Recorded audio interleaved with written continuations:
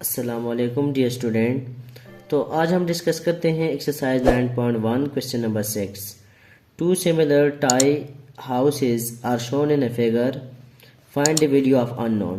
तो अब हमारे पास दो हाउसेज गिवन है, एक हमारे पास एक बड़ा हाउस है और एक हमारे पास ये छोटा हाउस है, और इसमें हमारे पास अननोन गिवन है। एक अननोन तो इसमें x है, इसमें अननोन y है और इसमें ये अननोन z है।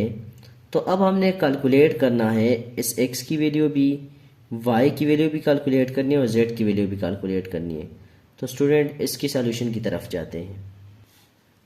तो सबसे पहला जो अननोन है स्टूडेंट हमारे पास x degree.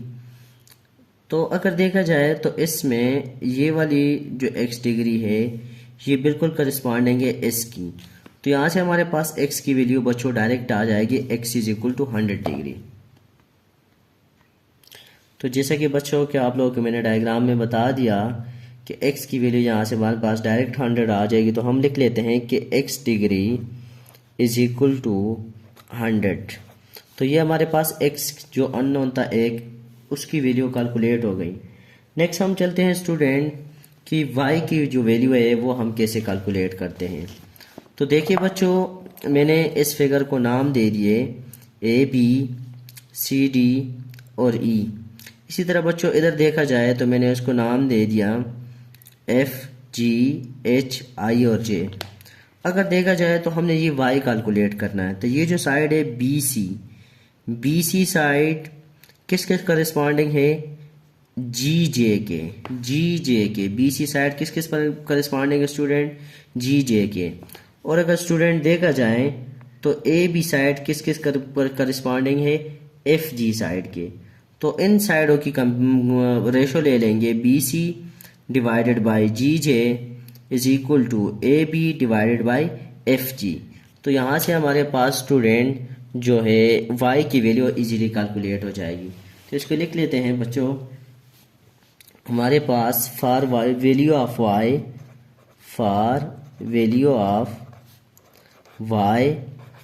We take ratio of sides. तो हम साइड्स की रेशियो ले लेंगे। कौन सी साइड की रेशियो ले लेंगे, सबसे पहले लिखेंगे कि B C divided by G J is equal to A B divided by F जी।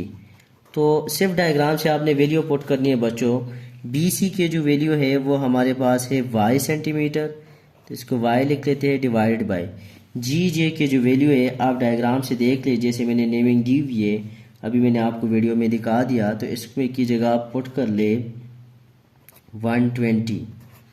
जी जे की जो वैल्यू है बच्चों 120 नहीं 180 है। जी जे की जो वैल्यू है वो 180 है। इसी तरह ए बी को अगर देखा जाए तो इसकी वैल्यू भी हमारे पास 180 है डायग्राम से, और एफ जी की अगर वैल्यू देख ले तो वो है 120। यहाँ से बच्चों मैं आपको डायग्राम से दिखा भी सकता हूँ, जी जे की वैल्यू 180 है। इसी तरह ए बी की वैल्यू देखे तो वो भी 180 है, और एफ जी की देखे तो 120 है, और बी सी की देखे तो वो वाई है। तो सिमिलरली मैंने यहाँ से वैल्यू उठा के यहाँ पर पुट किए। तो नेक्स्ट बच्चों हमारे पास सिंपल सा कैलकुलेशन है, y इज इक्वल टू 180 इधर डिवाइड होता है तो उधर जाके मल्टीप्लाई हो जाएगा, 180 मल्टीप्लाई बाय 180 डिवाइडेड बाय 120। तो यहाँ से अगर देखा जाए इनको अगर आप कैलकुलेटर से कैलकुलेट करें 180 मल्टीप्लाई बाय 180 डिवाइडेड बाय 120, तो यहाँ से हमारे पास y की वैल्यू आ जाती है 270 सेंटीमीटर। तो जो हमारे पास सेकंड अननोन था y, उसकी वैल्यू भी हमारे पास कैलकुलेट हो गई। लेकिन इसी शेप में, इसी टू हाउसेज में हमारे पास एक और अननोन वेरिएबल है, वो है z। तो फॉर वैल्यू ऑफ z, अब हम नेक्स्ट जो करेंगे बच्चों वो फॉर वैल्यू ऑफ z करेंगे, और इसके लिए भी हम सेम साइड की जो है वो रेशो कंसिडर करेंगे।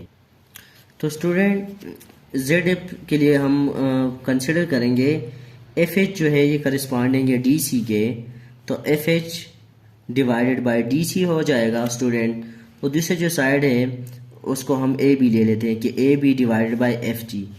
तो इसके रेशियो से हमारे पास स्टूडेंट जेड की वैल्यू कैलकुलेट हो जाएगी।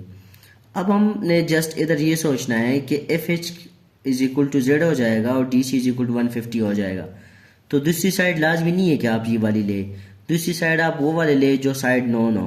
मतलब आप एस वाले को भी ले सकते हैं और आप एस वाले को भी ले सकते हैं, ए बी को भी ले सकते हैं और एफ जी को भी ले सकते हैं, या बी सी को भी ले सकते हैं और जी एफ को भी ले सकते हैं, लेकिन लेने करस्पॉन्डिंग साइड है।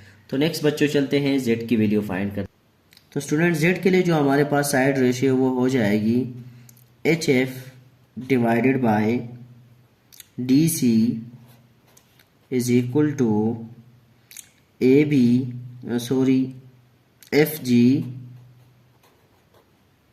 Divided by A B. तो इसमें जस्ट वैल्यू पुट करनी है बच्चों। एच एफ की जो वैल्यू है वो है जेड, डी सी की जो वैल्यू है हमारे पास बच्चों वो है 150 is equal to F G की जो वैल्यू है बच्चों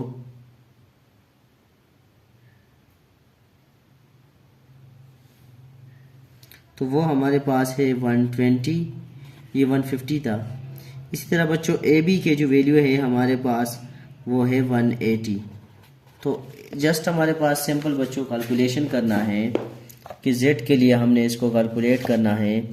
तो अगर हम लिख ले z इज इक्वल टू, तो ये बन जाएगा 120 मल्टीप्लाई बाय 150 डिवाइडेड बाय 180। तो अगर आप इसको कैलकुलेटर से कैलकुलेट करें तो हमारे पास z की जो वैल्यू है वो आ जाएगी। कैलकुलेटर से आप 120 मल्टीप्लाई बाय 150 डिवाइडेड बाय 180 करें तो ये बन जाती है बच्चों 100 सेंटीमीटर। तो जो तीसरा अननोन था उसकी वैल्यू भी हमारे पास फाइंड आउट हो गई। जैसे मैंने आपको बुक में डायग्राम दिखाई है तो आप उसको लेबलिंग करें, उसको नाम दें पहले, तो फिर जब आप साइड की रेशियो लेंगे तो आपके लिए फाइंड करना बहुत ईजी होगा।